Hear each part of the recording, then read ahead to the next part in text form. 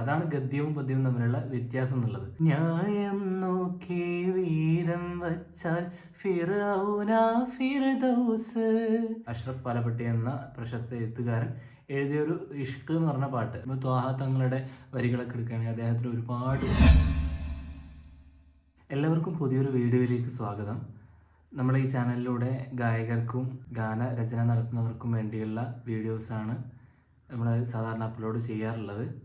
ഇന്ന് വന്നിരിക്കുന്നത് ഗാനരചയിതാക്കൾ ശ്രദ്ധിക്കേണ്ട ചില കാര്യങ്ങൾ, അവർക്ക് വേണ്ടിയിട്ടുള്ള ചില കാര്യങ്ങൾ സംസാരിക്കാനാണ്. ആദ്യമായിട്ട് പറയാൻ ഉദ്ദേശിക്കുന്നത്, ഒരു പാട്ട് രചിക്കുന്ന സമയത്ത് നമുക്ക് ആദ്യം ഏത് തീമിലാണോ അതിന് ആപ്റ്റ് ആയിട്ടുള്ള ഈണം സെലക്ട് ചെയ്യുക എന്നുള്ളതാണ്. ആദ്യം ഈണം സെലക്ട് ചെയ്തിട്ട് ലിറിക്സ് ചെയ്താണെങ്കിൽ, ഒരു പാട്ടിന്റെ ഈണം തയ്യാർ ചെയ്തിട്ട് ലിറിക്സ് ചെയ്താണെങ്കിൽ, അല്ലെങ്കിൽ ഒരു ഓൾറെഡി ഉള്ള ഈണം എടുത്തിട്ട് മറ്റൊരു ലിറിക്സ് ചെയ്യുകയാണെങ്കിൽ, ആ ഒരു ഈണം എടുക്കുന്ന സമയത്ത് ആ ഒരു തീമിന് മാച്ചാവുന്ന ഒരു ഈണം സെലക്ട് ചെയ്യുക എന്നുള്ളതാണ്. ഇപ്പൊ ചില പാട്ടുകൾ, ഇപ്പോൾ കത്തി നിൽക്കുന്ന ചില രാഷ്ട്രീയ ഗാനങ്ങൾ പോലും വൈറലാകുന്നത് ആ ഗാനത്തിന്റെ ഈണം കൊണ്ടും കൂടിയാണ്. ഒരു പാട്ടിന്റെ വരിക്ക് എത്രത്തോളം ഇമ്പോർട്ടൻ്റ് ഉണ്ടോ അത്രയും ഇമ്പോർട്ടൻ്റ് ആണ് ഗാനത്തിന്റെ ഈണം എന്നുള്ളത്. അപ്പോൾ ആദ്യം ശ്രദ്ധിക്കേണ്ടത്, ഗാനം എഴുതുന്ന സമയത്ത് ഒരു ഗാനത്തിന്റെ ഈണം കണ്ടെത്തിയിട്ട്, അല്ലെങ്കിൽ ഓൾറെഡി ഉള്ള ഈണം എടുത്തിട്ട് ഗാനം രചിക്കുകയാണെങ്കിൽ ആദ്യം ശ്രദ്ധിക്കേണ്ടത് ആ തീമിന് പറ്റിയ ഒരു ഈണമാണോ ഞാൻ ചൂസ് ചെയ്തിട്ടുള്ളത് എന്ന് ഉറപ്പുവരുത്തണം. പിന്നെ മറ്റൊരു കാര്യമാണ്, ഗാനം രചിക്കുന്ന സമയത്ത് ഒരുപാട് നിയമങ്ങളുണ്ട്. വൃത്തം ശ്രദ്ധിക്കണം, പിന്നെ പ്രാസം, അതിന്റെ വേർഡ്സ്, അതിലേക്കൊക്കെ കടക്കുന്ന സമയത്ത് നമ്മളൊരു ഗാനം രചിക്കുന്ന സമയത്ത് ചില കാര്യങ്ങൾ നമ്മൾ നേരിട്ട് പറയാൻ പാടില്ല. അതായത് ഉദാഹരണത്തിന്, നമ്മളൊരു വിഷയത്തെ പറയുകയാണെങ്കിൽ, ഇപ്പോൾ ഒരു സംഭവം നടന്നതോ അല്ലെങ്കിൽ ഒരു ചരിത്രമോ പറയുമ്പോൾ ആ ചരിത്രം നേരിട്ട് പറയാതെ മറ്റൊരു രീതിയിൽ, അതായത് ഗദ്യവും പദ്യവും തമ്മിലുള്ള വ്യത്യാസം അതാണ്.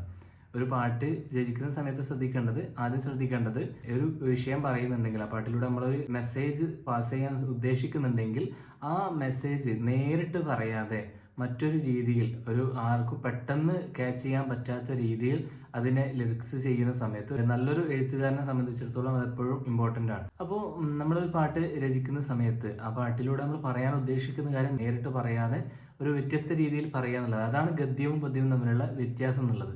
ഗദ്യം എന്ന് പറയുന്നത് നേരിട്ട് വിഷയങ്ങളെ സംവദിക്കായിരിക്കും, പക്ഷെ പദ്യം എന്ന് പറയുന്നത് ഒരിക്കലും നേരിട്ട് നമുക്കത് മനസ്സിലാക്കാനോ അത് നമുക്ക് കണ്ടെത്താനോ, നമുക്ക് ചിന്ത കൊണ്ട് കണ്ടെത്താൻ സാധ്യമാവില്ല ചില കവിതകൾ. അപ്പോൾ നമ്മൾ ശ്രദ്ധിക്കേണ്ടത് ആദ്യത്തെ കാര്യം അതാണ്.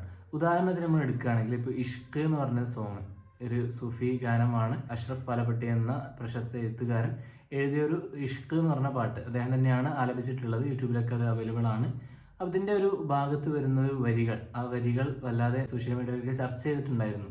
അതിന്റെ ഒരു ഭാഗമാണ്, ന്യായം നോക്കി വീതം വച്ചാൽ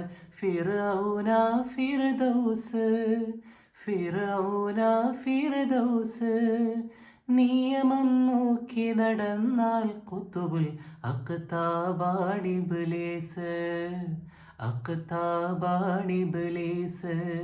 അദ്ദേഹം ആ വരികളിൽ പറഞ്ഞു വെക്കുന്നത് രണ്ട് കാര്യങ്ങളുണ്ട്. ഒന്നാമത്തെ വരിയിൽ ന്യായം നോക്കി വീതം വെച്ചാൽ ഫിർദൗസ് എന്ന വരിയിൽ അദ്ദേഹം രണ്ട് ആശയങ്ങൾ നൽകുന്നുണ്ട്.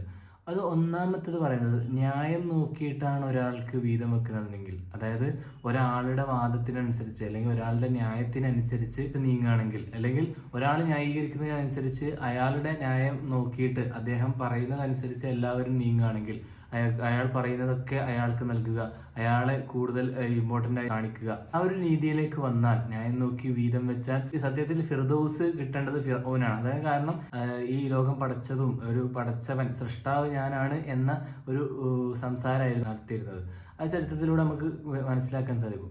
അപ്പൊ ആ ഒരു രീതിയിൽ അയാളുടെ ന്യായം അനുസരിച്ച് കൊടുക്കുകയാണെങ്കിൽ ഫിർഔനായിരുന്നു ഫിർദൗസ് കൊടുക്കേണ്ടത്. ആ ഒരു ന്യായമായി ലോകം മുഴുവനും പഠിച്ചത് ഞാനാണ്, എല്ലാത്തിന്റെയും സൃഷ്ടാവ് ഞാനാണ് എന്നതായിരുന്നു എന്റെ വാദം.